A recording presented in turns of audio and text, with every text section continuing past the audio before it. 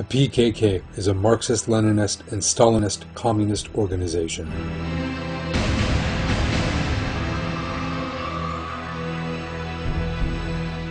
The PKK terror going on in the southwest of Turkey today is actually communist terror in the flesh. Statements by the head of the separatist organization make this perfectly clear. For example, in his message to celebrate the 13th anniversary of the founding of the separatist organization, its leader said, "As the best answer to those who say socialism has collapsed, communism has collapsed, we are saying, on the contrary, the most powerful, truest, and greatest form of communism has taken place in the PKK." A speech on May 1, 1982 represents one of the many occasions on which the leader of the separatist organization openly states that the PKK is a Marxist-Leninist organization. No matter what unsuitable conditions it may live under, it must be based on the objective force of the working class, and on Marxism-Leninism, its science and guide to action. And note that the reason for our existence is totally grounded in that fact. If those tribal walls, those feudal fences had not been breached, Marxism-Leninism, the modern and most revolutionary way of thinking, would never have entered our heads.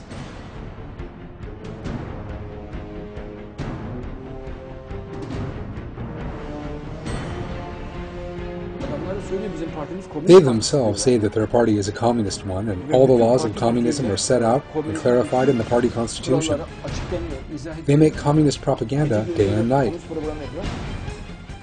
Every action, every slogan, and every declaration by the terrorist organization is communist. Striking statements at the organization's founding conference and on its website makes their devotion to Marxism perfectly clear.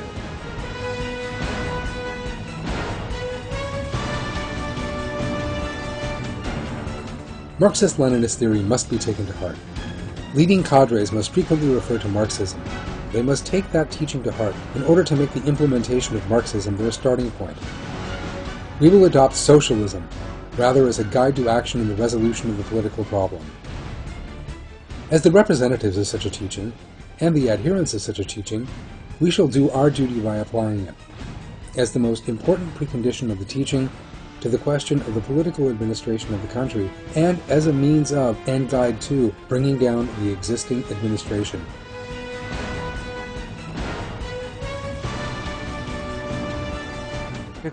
PKK terrorism in Turkey is one of the major communist uprisings in the world today.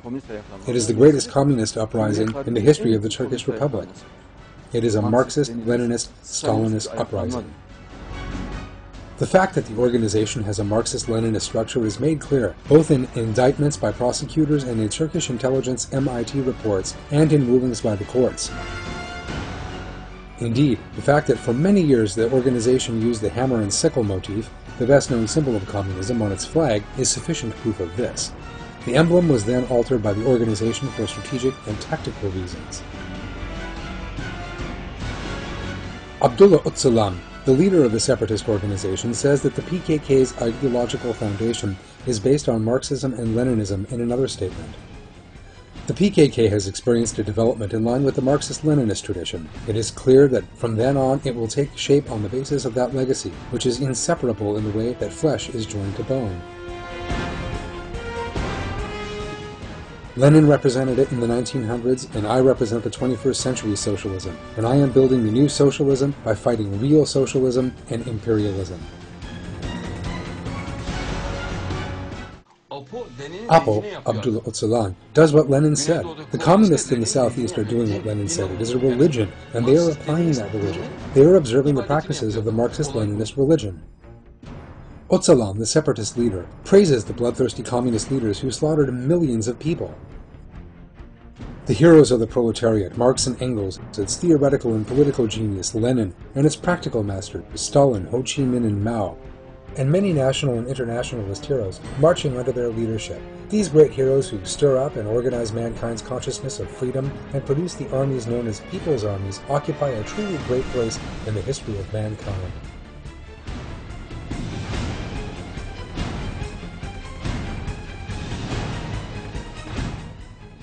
Like the communist leaders he so admires, the leader of the separatist organization ruthlessly resorts to violence and terror.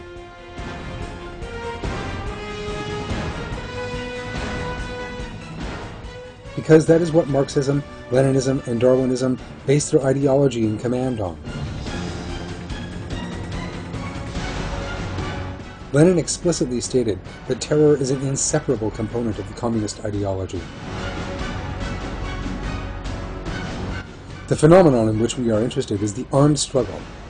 It is conducted by individuals and by small groups. Armed struggle pursues two different aims, which must be strictly distinguished.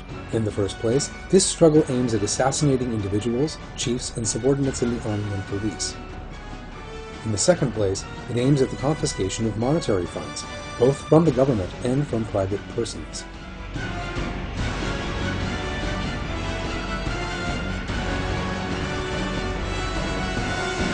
In other words, he says, of course we will bomb everywhere, kill people, and shed blood, and asks, is this not what communism necessitates?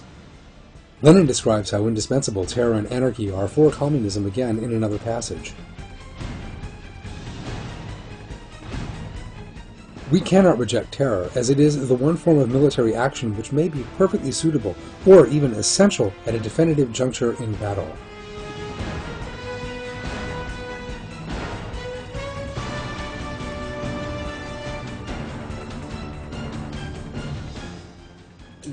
What does Lenin say?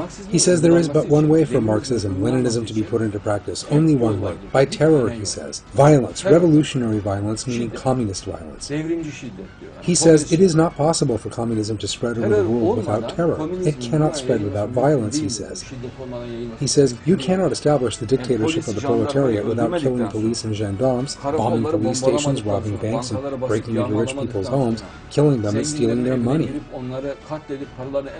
He says the only way to the dictatorship of the proletariat, for communism to grow, for a Marxist communist movement to grow, is through terror.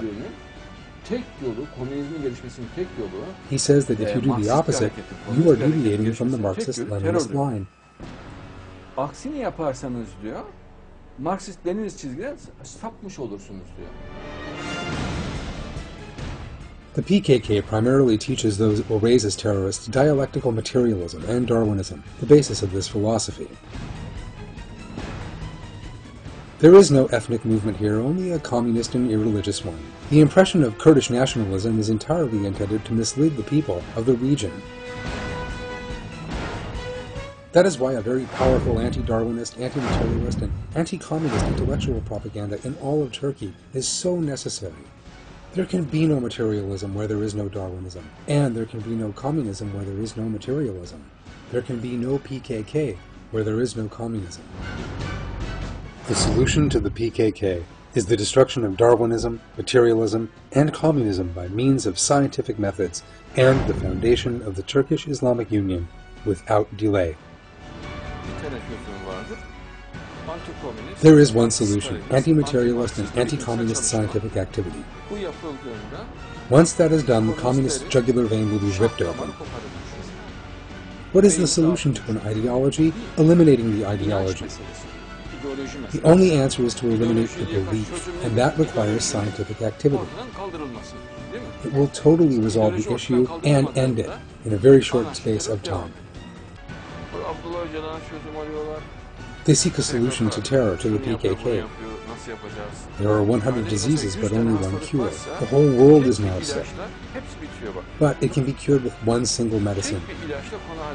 These 100 diseases will all disappear when a Turkish Islamic Union is established. The solution to the PKK is the destruction of Darwinism, materialism, and communism by means of scientific methods, and the foundation of the Turkish Islamic Union without delay.